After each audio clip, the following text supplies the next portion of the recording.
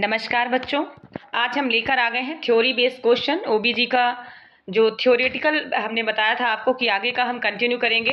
तो चलिए आज हम देखते हैं ओबीजी का क्वेश्चन है आपका थ्योरेटिकल बेस में, और हमारा क्वेश्चन है describe in detail the structure of breast. आज हम ब्रेस्ट के स्ट्रक्चर के बारे में पढ़ेंगे। थोड़ा सा हम देखेंगे, इसका थोड़ा पिक्टोरियल ग्राफ भी हमने रखा है इसमें। तो breast are also known as the mammary gland which secrete the milk. Breast को और क्या बोलते हैं? मेमरी ग्लैंड से होने वाला जो मिल्क सीक्रेट होता है वो होता है आपका ब्रेस्ट। इसमें से pectoral measures, pectoral fascia, ligament copper, lobule, subcutaneous fat, ampulla, nipple, lactiferous duct, skin, ये आपके टोटल पार्ट होते हैं आपके ब्रेस्ट के। तो ये सारे स्ट्रक्चर इसमें दिए हुए हैं, ठीक है। तो इसको आपको देखना है और आगे हम देखते हैं स्ट्रक्चर। सबसे पहले पढ़ते हैं structure. It is the mainly composed of the granular tissues, smallest but important part of alveoli. जो कैविटीज होती है लाइन ऑफ द ब्रेस्ट में, वो क्या करती हैं? इसमें से सिक्रेटिंग सेल्स होती हैं, और एल्वियोलाई क्या करती हैं? अरेंज करती हैं लोब्यूल्स के थ्रू। और lobules joint form the lobes, lobes से ज्वाइंट होते हैं, वो जुड़े हुए होते हैं एक दूसरे के लोब्स से, और उसको हम लोब्यूल्स बोलते हैं। Which are the about 15 to 20 numbers and are the separated from each other. एक दूसरे से वो 50 से 20 नंबर में क्या होते हैं? सेपरेट होते हैं, जुड़े हुए होते हैं। इंट्रालोबुलर सेप्टम जिसको बोलते हैं। स्मॉल लैक्टिफेरस डक्ट जो क्या करता है? Carry out the milk from the alveoli.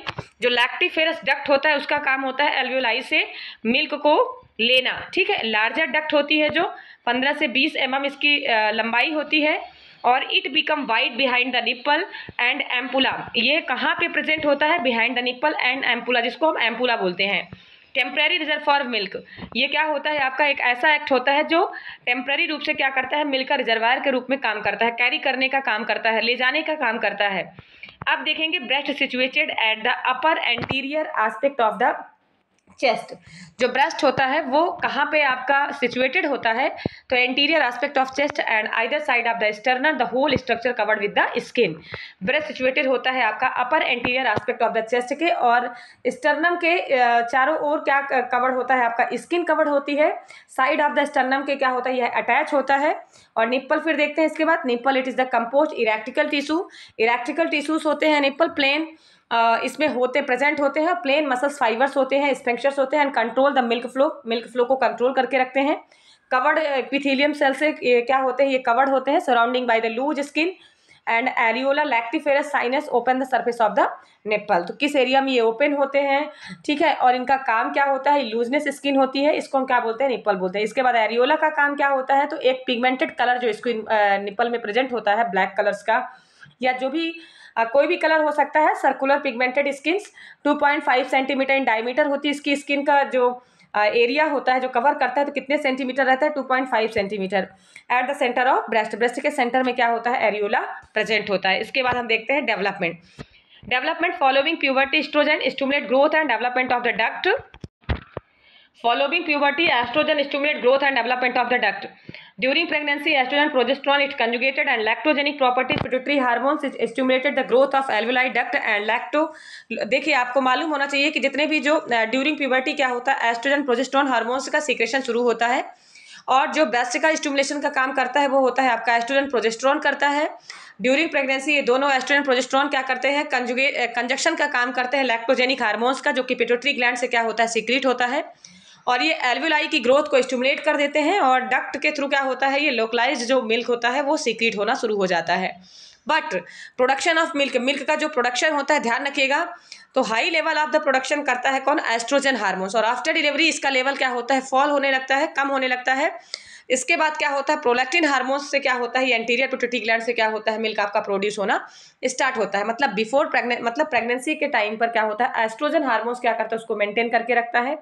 जैसे ही डिलीवरी हो जाती है तो एस्ट्रोजन का लेवल क्या होता है? धीरे धीरे कम होने लगता है, और इसको मेंटेन कौन करने लगता है? आपका ल्यूकोप्रोटीन, जिसको ल्यूटोट्रोफिन प्रोटीन होता है, इसको हम प्रोलैक्टिन हार्मोन्स बोलते हैं, वो मेंटेन करता है मिल्क के सिक्रेशन में। तो इस प्रकार से मिल्क का प्रोडक्शन होता है। मिल्क का प्रोडक्शन करने वाला हार्मोन्स होता है आपका prolactin hormones.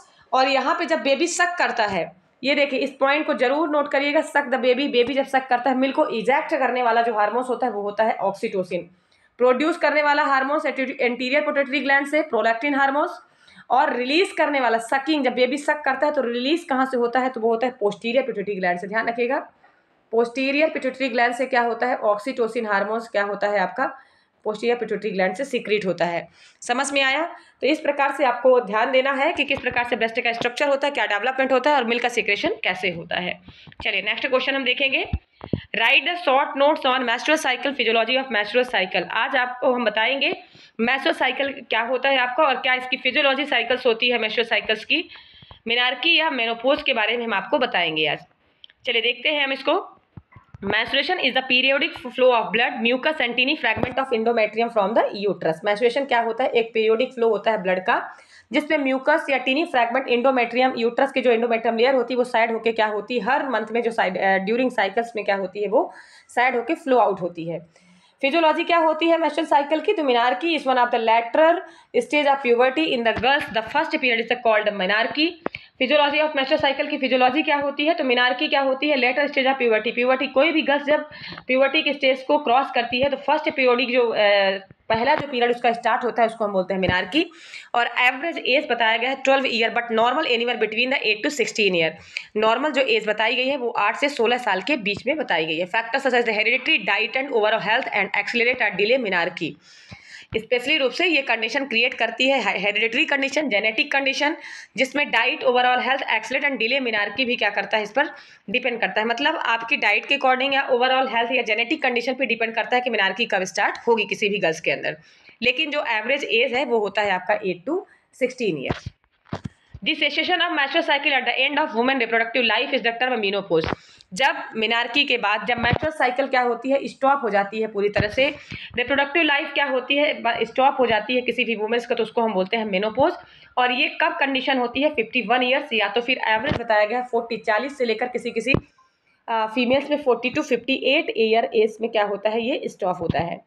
Tubers end of puberty girls begin the release eggs, part of the monthly period. ये मंथली पीरियड स्टार्ट होता है, इसको हम बोलते हैं मेंस्ट्रुअल साइकिल्स या मेंस्ट्रुअल रिफरिंग टू मंथली, जिसको हम बोलते हैं।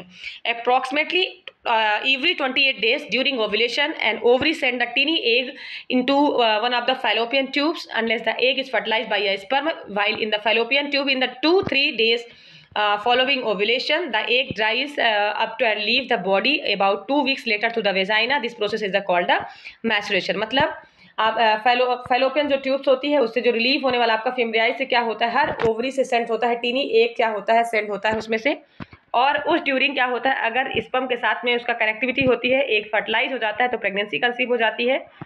और अगर इस वीक में 2 वीक के अंडर में अगर मान लीजिए अगर स्पर्म और ओवम का फर्टिलाइजेशन नहीं होता है तो फिर वो क्या होता है, वेजाइना के थ्रू आउट हो जाता है, बाहर हो जाता है, उसको हम बोलते हैं मेंस्ट्रुअल साइकिल्स, उसको हम मेंस्ट्रुएशन बोलते हैं। Blood and tissues from the inner lining in the uterus. Blood और टिश्यूज क्या होते हैं, कहाँ के होते हैं, inner lining of the uterus. Uterus की जो इनर लाइनिंग होती है, जो इंडोमेट्रियम लेयर होती है, आपने पढ़ा होगा पेरीमेट्रियम, मायोमेट्रियम और इंडोमेट्रियम। एंडोमेट्रियम क्या होती है, सबसे इनर लेयर होती है यूट्रस की, और वही हर मंथ क्या होती है, सैड आउट होकर बाहर निकलती है थ्रू द मेंस्ट्रुएशन साइकिल के थ्रू। तो ये हो गया आपका मेंस्ट्रुएशन। अब इसके बाद हम देखते हैं मेंस्ट्रुएशन साइकिल। मेंस्ट्रुअल साइकिल क्या होती है, तो मेंस्ट्रुअल साइकिल और reproductive cycle can be divided into an ovarian cycle and uterine cycle. During the uterine cycle, the endometrium lining of the uterus build up under the influence of increasing level of estrogens. Follicles develop and within a few days, one mature into an ovum or egg.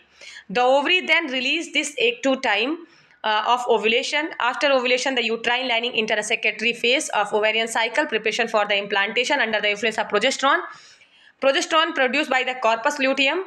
And देखिए आपको total ये पढ़ना है कि सबसे पहले तो menstrual cycle का इसमें प्रोसेस बताया गया है कि इंडोमेट्रियम जो लाइनिंग होती है यूट्रस की वो बिल्डअप करती है, increasing level of oestrogen level को मेंटेन करके रखती है, और ये फॉलिकल डेवलप होते हैं कुछ ही दिन में मैच्योर इनटू ओवम। और एक के मैच्योर होने के बाद ही क्या होते हैं, ये फॉलिकल डेवलप कर देते हैं कुछ ही डेज के अंदर में। इंडोमेट्रियम जो लेयर होती है वो क्या होती है, आपकी पूरी तरह से मैच्योर हो जाती है।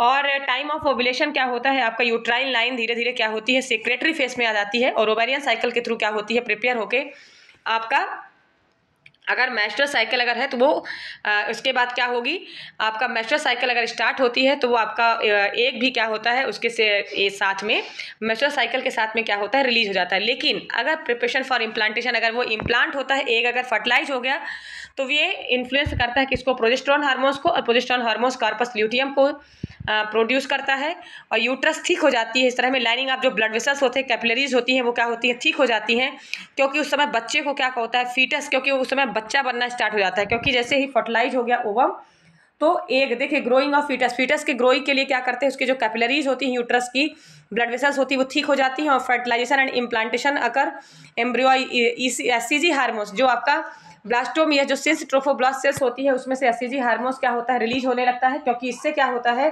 कि आपका प्लेसेंटा क्या करता है इस हार्मोन्स का जो सीक्रेशन होता है उससे इसमें प्लेसेंटा और बेबीज के लिए दोनों के लिए क्या होता है वो ग्रोथ और डेवलपमेंट को क्या करता है मेंटेन करता है प्लेसेंटा और बेबी के लिए। ध्यान रखिएगा which is the maintain the corpus luteum जो होती है आपकी प्रोजेस्टेरोन हार्मोन से जो सीक्रेट होता है प्रोड्यूस होता है आपका, सीक्रेट नहीं प्रोड्यूस होता है कार्पस ल्यूटियम, तो वो क्या करता है किसको मेंटेन करके रखता है प्लेसेंटा को, प्लेसेंटा को over production of progesterone, placenta क्या करता है उसको over production of progesterone, progesterone को ओवर प्रोडक्शन को मेंटेन करता है और इस तरह में क्या होता है कि कॉन्ट्रैक्शन नहीं आ पाते हैं। प्रोजेस्टेरोन हार्मोन्स क्या करता है कॉन्ट्रैक्शन को प्रिवेंट करता है आने से, क्योंकि प्रोस्टाग्लैंडिन को इनहिबिट कर देता है progesterone hormones.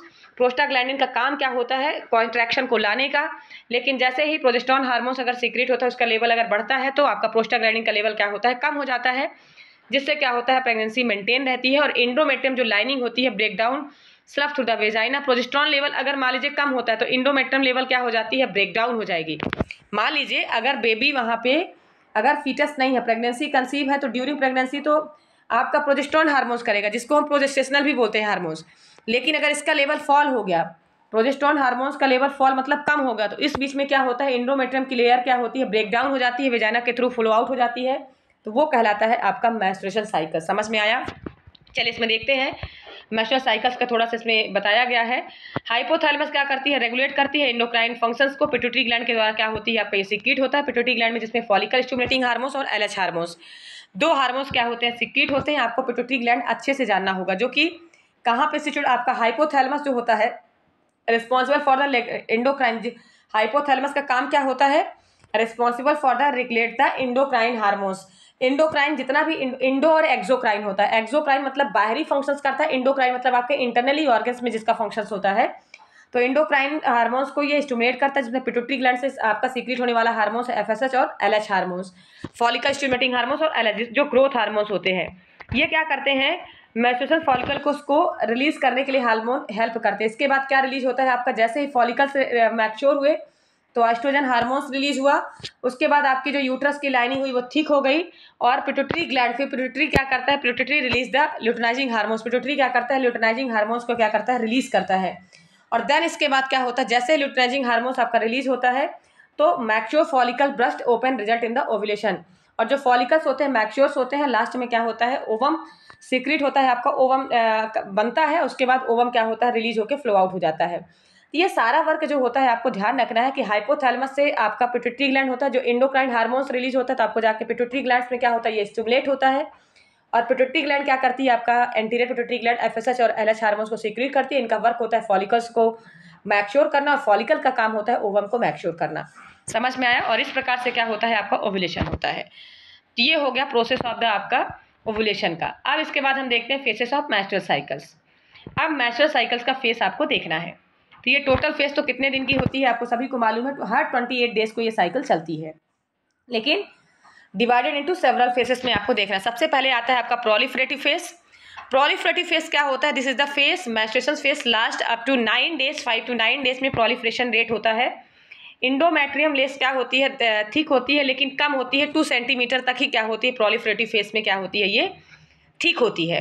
Gland narrow state the blood vessels numerous prominent under the control estrogen regrowth and thickening of the endometrium beginning, मतलब अर्ली प्रोलिफरेशन में क्या होता है केवल 2 सेंटीमीटर ही एंडोमेट्रियम की जो लेयर होती है वो ठीक होती है, उससे ज़्यादा नहीं होती है।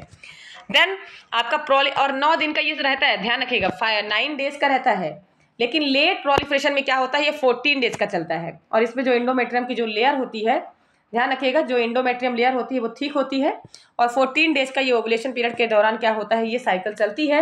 Endometrium layer period thickens glandular hyperplasia number of जो सेल्स और टिश्यूज होते हैं उनकी जो नंबर्स हैं तो वो क्या होते हैं, इंक्रीज हो जाते हैं। जो साइज हाइपरप्लेजिया जो होता है, हाइपरप्लेजिया मतलब होता है इंक्रीज नंबर, ठीक है। नंबर ऑफ सेल्स क्या होते हैं आपके, इंक्रीज हो जाते हैं। और इसमें क्या होता है कि आपका स्ट्रोमल जो ग्राउंड होता है, जो completion of the face, endometrium consist the 3 layer. Endometrium की जो लेयर है वो होती है 3 लेयर में, बेसल लेयर, फंक्शनल लेयर और स्पंजी लेयर। बेसल लेयर क्या होती है, the lies immediately above the myometrium about 1 mm thickness. Basal layer क्या होती है, मायोमेट्रियम जो लेयर होती है वो 1 mm क्या होती है, थिक हो जाती है। फंक्शनल लेयर क्या होती है, the continuous tubular gland of about 2.5 mm thick हो जाती है। और इसके बाद क्या होती है आपका स्पंजी लेयर। स्पंजी लेयर क्या होती है, क्यूबॉइडल सिलिएटेड एपिथेलियम की बनी होती है, जो एक प्रकार से क्या होती है, फंक्शनल लेयर का ही मैक्सियो रूप होता है। समझ में आया। ये सारे पॉइंट किसके थे आपके, लेट प्रोलिफरेटिव फेज में, जिसमें से 14 डेज के बाद जब ओवम का सीक्रेशन होता है, ओवुलेशन, हर 14 डेज में ओवम का ओवुलेशन होता है। और इसके बाद 28 डेज में मेंस्ट्रुअल साइकिल के थ्रू क्या होता है, एक ओवम रिलीज होता है। तो इसमें बेसल लेयर, फंक्शनल लेयर और स्पंजी लेयर बताया गया है। लास्ट में होता है सेक्रेटरी फेज। सेक्रेटरी फेज होता है ovulation during influence of progesterone and estrogen hormones क्या करते हैं, कार्पस ल्यूटियम का निर्माण करते हैं। और ये फेज जो चलती है 26 डेज की होती है। और इसमें 3.5, देखिए इसमें कितना हो जाता है आपका जो एंडोमेट्रियम लेयर है वो होता है 3.5 थिकनेस। थिकनेस मतलब मोटापा, इतनी लेयर मोटी हो जाती है, ठीक है।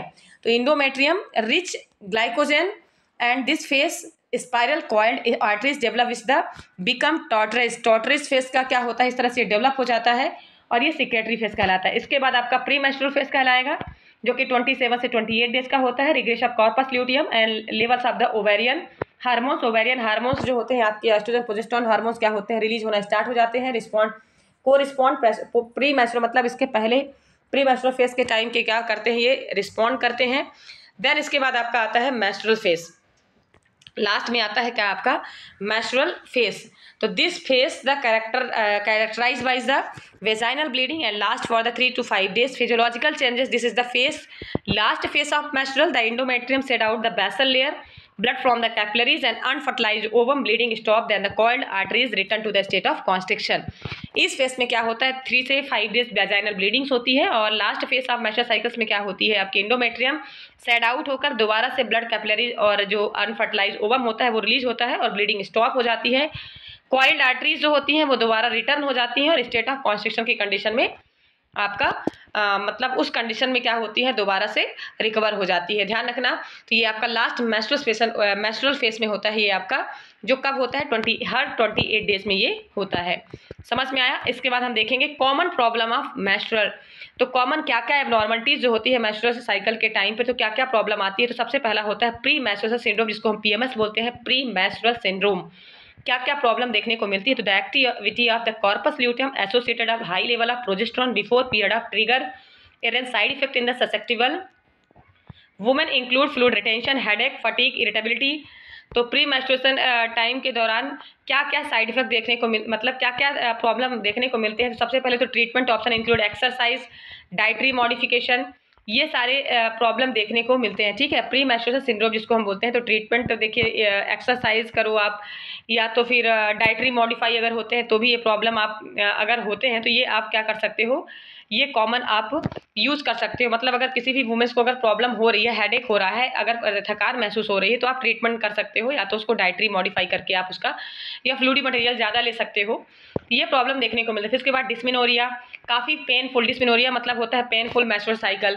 तो uterus prompt by the certain hormones squeeze for harder the necessary to dislodge its lining. Treatment option include painkiller.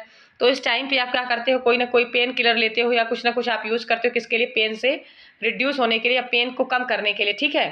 तो यूट्रस क्या इस कंडीशन में क्या होता है, डिस्मेनोरिया की कंडीशन में पेनफुल पीरियड, ठीक है। समझ में आया।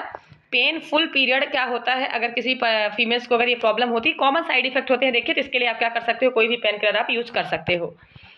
इसके बाद मेनोरेजिया, हैवी ब्लीडिंग होना, हैवी मेंस्ट्रुएशन फ्लो होना या हैवी ब्लीडिंग होना। Excessive period can cause anaemia, जिसमें एक्सेसिव पीरियड होता है जिसमें एनीमिया का रीज़न क्या होता है, क्रिएट हो सकता है। मेनोरेजिया की प्रॉब्लम क्या हो सकती है, वहाँ पे हो सकती है। समझ में आया। तो ये कॉमन सिम्टम हो गया। फिर एमनोरिया, एमनोरिया मतलब होता है absence of the menstrual period, जिसमें मेंस्ट्रुअल पीरियड क्या होता है, पूरी तरह से एब्सेंस होता है। Considered abnormal apart from the pre puberty, pregnancy, lactation and menopause. जो कि प्रेगनेंसी के टाइम पे, लैक्टेशन के टाइम पर या मेनोपॉज के टाइम पे क्या होता है, ये प्रॉब्लम देखने को मिलती है। देन इसके बाद देखिए मेनोरेजिया और मेट्रोरेजिया दोनों चीजें अलग अलग हैं।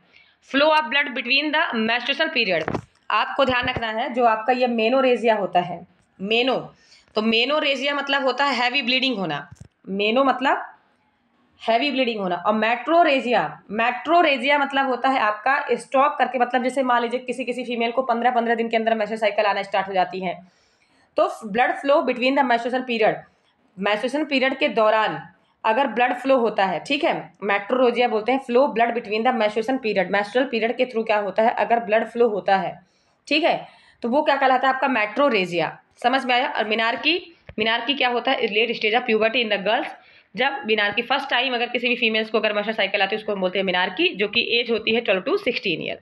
समझ में आया। चलिए ठीक है, ये तो हो गए आपके common symptom of the menstrual cycles, या क्या क्या प्रॉब्लम देखने को मिलती है, ये सारी चीजें इसमें दी गई हैं। अब इसके बाद हम देखते हैं मेनोपॉज। मेनोपॉज क्या होता है आपका, तो मेनोपॉज है आपका सबसे पहले तो जब आफ्टर मेंस्ट्रुअल साइकिल के बाद क्या होता है, किसी भी फीमेल्स का cessation of menstruation cycle, menstrual cycle जब पूरी तरह से स्टॉप हो जाती है उसको हम बोलते हैं मेनोपॉज। और ये कंडीशन देखिए, एक तो प्रोडक्शन ऑफ एस्ट्रोजन हार्मोन्स क्या होती है, सेक्स हार्मोन्स की तरफ वर्क करती है, अगर ये हार्मोन्स का लेवल कम हो जाता है तो भी मेनोपॉज होने के चांसेस ज़्यादा रहते हैं। और ये मेनोपॉज की जो कंडीशन होती है 45 to 50 ईयर्स में स्पेशली रूप से वुमेन्स में क्या होती है, स्टॉप होने के चांसेस रहते हैं। समझ में आया। तो 45 से 50 साल के एज में क्या होता है, ये कंडीशन सबसे ज़्यादा देखने को मिलती है।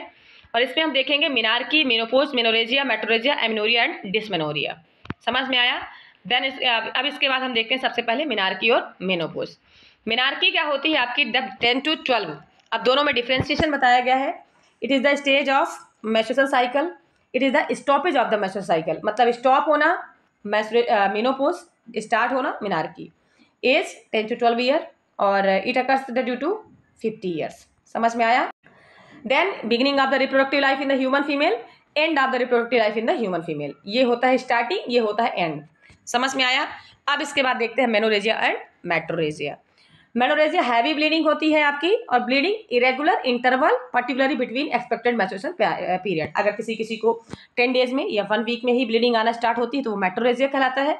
और मेनोरेजिया मतलब होता है हैवी ब्लीडिंग अगर हो रही है, ड्यूरिंग एक्सेसिव ब्लीडिंग होती है आपकी नॉर्मल लेंथ के अकॉर्डिंग, तो वो क्या कहलाता है आपका मेनोरेजिया। एमनोरिया क्या होता है आपका absence of the menstruation cycle, और डिस्मेनोरिया होता है पेनफुल या cramps during the menstruation cycle. ये हो गए कुछ नॉर्मल फिनोमिना आपके जिसमें मेंस्ट्रुएशन साइकिल के बारे में ये अलग अलग डिफ्रेंसिएशन दिए हुए हैं इसमें। अब हम देखेंगे health education for the menstruation hygiene. Menstruation hygiene के बारे में थोड़ा सा हेल्थ एजुकेशन देंगे। क्या क्या, सबसे पहले तो एडवांटेज, ये बहुत इंपॉर्टेंट पॉइंट है आपका, किसी भी फीमेल को हेल्थ एजुकेशन देना मेंस्ट्रुअल साइकिल के हाइजीन के बारे में, क्योंकि सबसे ज़्यादा अगर इन्फेक्शन होता है तो यहीं पे होने के चांसेस सबसे ज़्यादा होते हैं। तो सैनिटरी नैपकिन या क्लॉथ लेने के लिए उसको हम बोलेंगे, एडवाइस देंगे, और स्पेशली रूप से उसको हम बोलेंगे easier compare to the cloth से बेटर तो होगा आपका नैपकिन। सैनिटरी नैपकिन आपको यूज़ करना होगा, उसमें सबसे ज़्यादा बेनिफिट होते हैं, इन्फेक्शन होने के चांसेस कम रहते हैं, और एब्जॉर्बेंट भी होता है, ठीक है, प्रोवाइड ड्राई फील होगा आपको, और डिक्रीज चांस ऑफ इन्फेक्शन के चांसेस कम होंगे, और मोबिलिटी रेट को भी क्या करता है, ये कम करता है। डेली रूटीन अगर इस तरह से आप करते हो तो ये जिसमें आपका जो सिक कंडीशन की क्रिएट होती है वो कंडीशन भी क्या होती है, कम होती है। अब हम देखेंगे how often to change sanitary napkin, कैसे आप अक्सर क्या कर सकते हो, चेंज कर सकते हो। तो change at least once a day, एक दिन में आपको क्या करना है, उसको चेंज करना है। एवरी 6 to 8 आवर्स, हर 6 से 8 घंटे में आपको उसको चेंज करना है। हैवी मेंसेस होने वाले को 3 to 4 आवर्स में चेंज करना है। Do not keep it till completely soaked, completely रूप से उसको सोक करके क्या करना है, नहीं यूज़ करना है। तो इस तरह से आपको किस किस टाइम पे उसको यूज़ करना है और चेंज करते रहना है सैनिटरी नैपकिन को, ये आपको ध्यान देना है। इसके बाद क्लॉथ का अगर कोई यूज़ करता है, कपड़े का अगर कोई भी फीमेल यूज़ करती है तो क्या क्या करना है उसको, तो इंश्योर दैट द क्लीन कपड़ा अगर उसको लेना है, सॉफ्ट लेना है, ड्राई लेना है, एब्जॉर्बेंट क्लॉथ यूज़ करना है, ठीक है। In case it being the reused, it must wash fully dried and private but in the sunny place.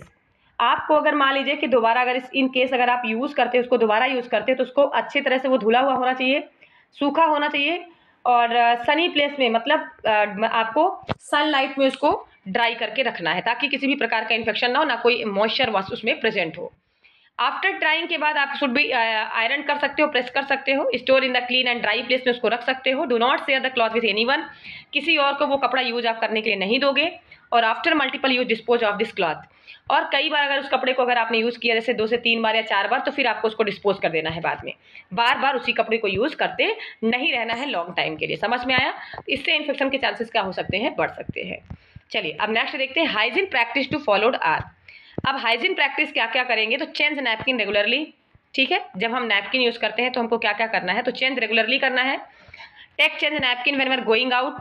Wash genital area, genital area को वॉश करते रहना है। आफ्टर यूरिनेशन या टॉयलेट के बाद हमको इसको वॉश करना है।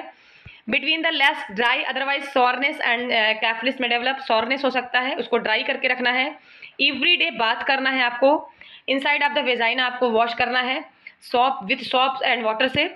उसके बाद dispose of sanitary napkin, sanitary napkin को डिस्पोज करना है आपको। लेफ्ट ओपन एरिया में आपको दे आर सोर्स राइट में आपको उसको फेंकना है।